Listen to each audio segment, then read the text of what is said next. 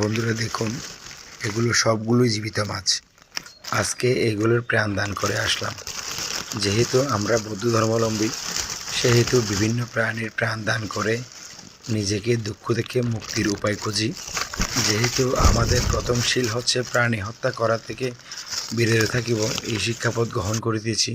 ওই জন্য প্রতিনিয়ত আমরা বিভিন্ন রকম প্রাণীর প্রাণ দান করে থাকি।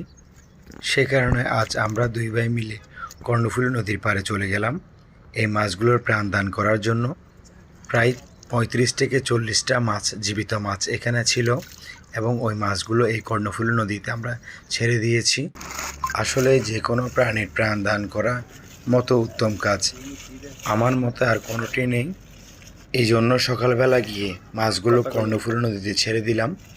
যেহেতু এখন প্রচুর বৃষ্টি পড়ছে, ওই জন্য আসলে বিভিন্ন জায়গায় এই জীবিত মাছগুলো দেখা যায় এবং এগুলো আমার দাদা ওনার বাসার পাশে থেকে পেয়েছে। পাওয়ার পরে ঠিক সবগুলো রেখে দিয়েছে খুব যত্ন সহকারে। পরে আমাকে জানানোর পরে দুই ভাই মিলে এই কর্ণফুলী নদীর পাড়ে চলে গেলাম। দেখুন বন্ধুরা, কতগুলো মাছ এবং খুব সুন্দর, সব জীবিত অবস্থায় রয়েছে। দেখুন এই মাছগুলো যে নতুনভাবে প্রাণ দান করছি, ওই জন্য খুবই ওরা আনন্দিত। এখন দেখুন মাছগুলো পলিব্যাগ থেকে বের করা হয়েছে খুব সুন্দরভাবে। দুই একটা করে পলিব্যাগ থেকে বের হবে, এরপরে নদীতে একটা করে চলে যাবে। দেখুন চলে যাচ্ছে। আসলে এই সকালবেলা এই মুহূর্তটা আপনাদের মাঝে শেয়ার করলাম। ভালো লাগলো অবশ্যই আমার ভিডিওটি লাইক, শেয়ার, কমেন্ট করবেন। আসলে আমরা যারা বৌদ্ধ ধর্মাবলম্বীরা আছি, ওনারা প্রায় বিভিন্ন জায়গায় পুকুরে, নদীতে, সমুদ্রে বিভিন্ন জায়গায় আসলে প্রাণের প্রাণ দান করে থাকে। অনেকে হয়তো জানেন এবং দেখেছেন।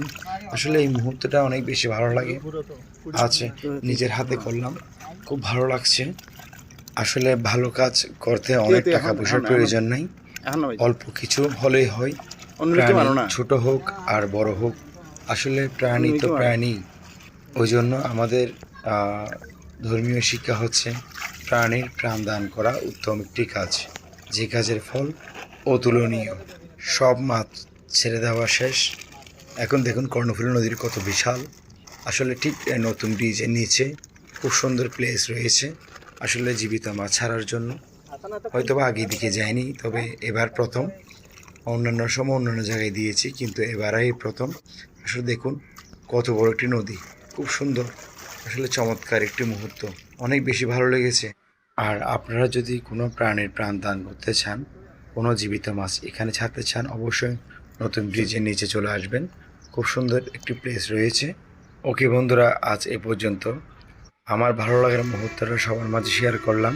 আপনাদের ভালো লাগলে অবশ্যই ভিডিওটি লাইক, শেয়ার, কমেন্ট করবেন। আর আমার ফেসবুক পেজ এবং ইউটিউব চ্যানেল সুমন সিটিজে বাংলাদেশ অবশ্যই ফলো আর সাবস্ক্রাইব করবেন।